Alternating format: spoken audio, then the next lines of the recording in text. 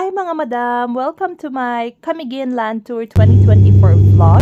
So from Cebu, we went to Camiguin. There is no direct flight from Clark or from Manila kaya pumunta muna kami ng Cebu. We stayed at Golden Sunset Resort, dito rin yan sa Mambahaw, Camiguin. And we did our land tour noong second day namin dito. By the way, we paid 2,500 for the multicab para sa tour. Hindi pa kasama yung entrance fee sa mga pupuntahan naming destination. You also have the option to just rent a motorcycle kung isa or dalawa lang kayo or rent a van. Our pickup time was 8:30 AM. Sakto lang siya kasi tapos na kaming mag-breakfast. First stop ay itong Tongatok Cliff. Walang entrance dito kasi pupunta ka lang sa roadside para mag-picture taking. Ang ganda talaga ng view. Eto, tingnan nyo.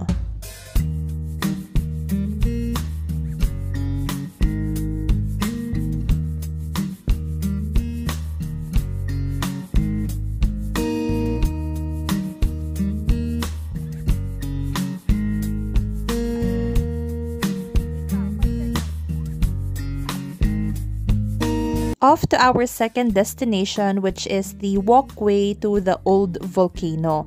Meron din dito ang Station of the Cross, kaso nagpicture lang kami sa bungad.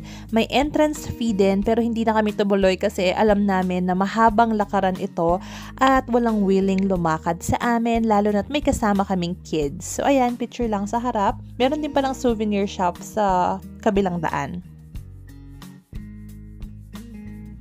Next stop was the Sunken Cemetery. Yes, you heard me right. Yun po ay sementeryo na lumubog na lang noong pumutok yung bulkan. Perfect dito for snorkeling. Itong clips na to, ibang araw namin to ginawa kasi nga nasa 1.5 hour yung tatagal kapag magsusnorkeling ka at may mga kasama kaming hindi nag-snorkeling kaya ibang araw namin siyang ginawa. So ayan, papakita namin sa inyo ang aming snorkeling experience dito.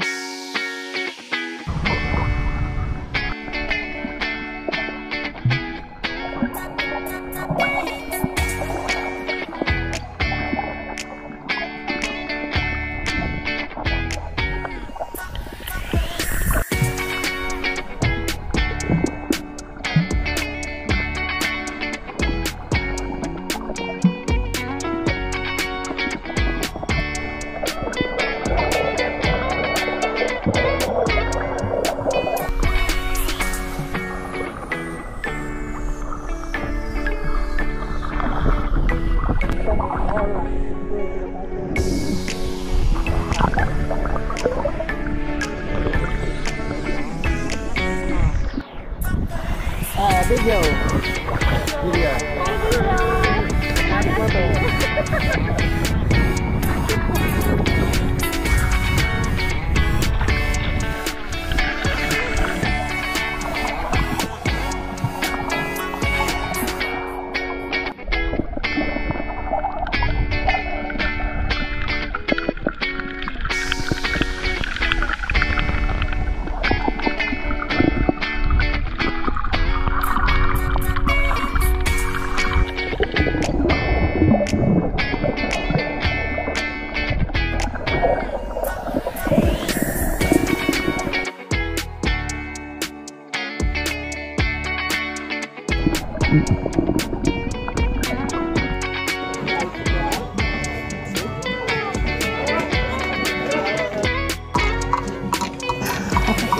It's like this.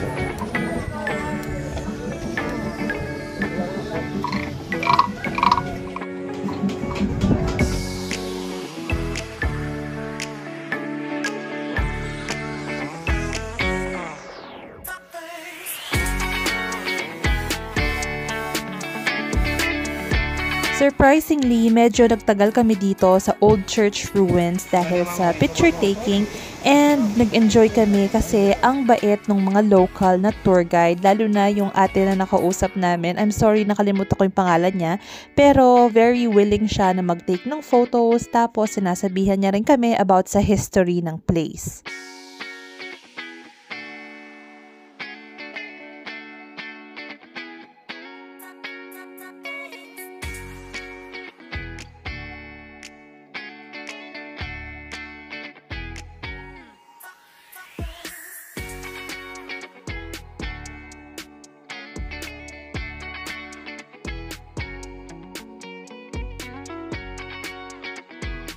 Next stop is the Santo Niño Cold Spring. 10:30 na kami nakadating dito. May nag-o-offer din ng mga paluto sa labas. Tapos, kung baglaan naman yung pagpunta nyo dito, okay lang kasi nagbebenta sila ng mga swimsuit, ng goggles, mga floaties para sa kids.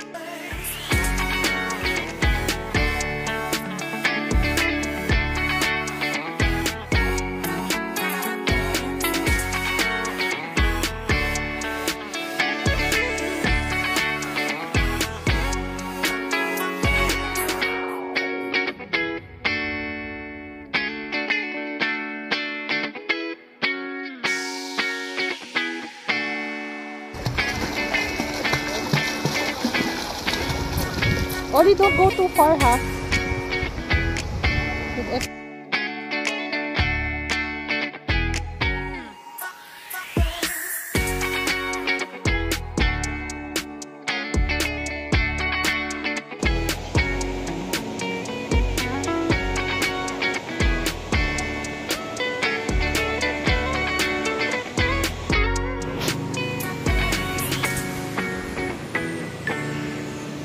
So, kanina may nag-o-offer ng mga paluto sa labas, tas i-deliver dito sa loob ng Cold Springs. Yun nga lang, personally, hindi ko siya i-recommend kasi ang mahal niya. Ayun yung price na yun, 250 pesos yan. Kami nakita kang plastic sa ano? Mamayang gabi, kung na lang tayo sa mag-itinay baka.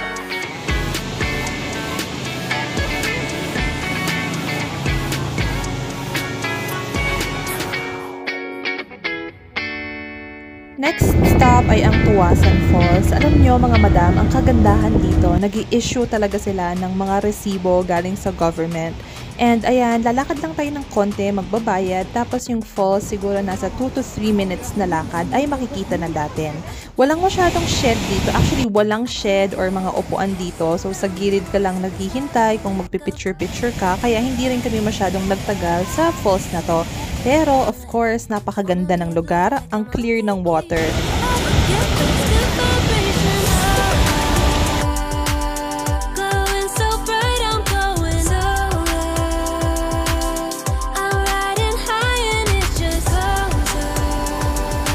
Okay, so dito, patapos na yung 8 hours namin sa trip. Next stop was the Soda Water Pool, pero nag-skip na kami dito kasi almost 3 p.m. na.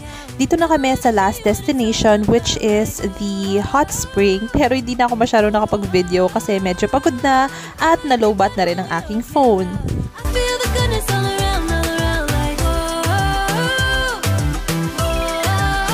And that's the end of our land tour. Super fun, super sulit, pero bitin.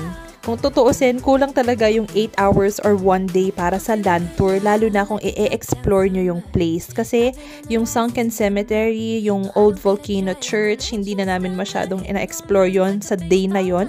Hindi rin kami nakapag-soda pool, so bitin talaga yung oras. So if you have the time at may budget talaga kayo, I would suggest na divide nyo into 2 days yung land tour para naman ma-enjoy nyo talaga at ma-discover nyo yung ganda ng Camiguin. Province of Camiguin is indeed a beautiful place. Madami pa tayong hindi na e-explore, kaya see you on my next vlog. Ito nga pala, pumunta kami ng palengke at sa mall kasi good yung nakuha naming accommodation. Pwedeng mag-grill, kaya bumili na rin kami ng mga seafood.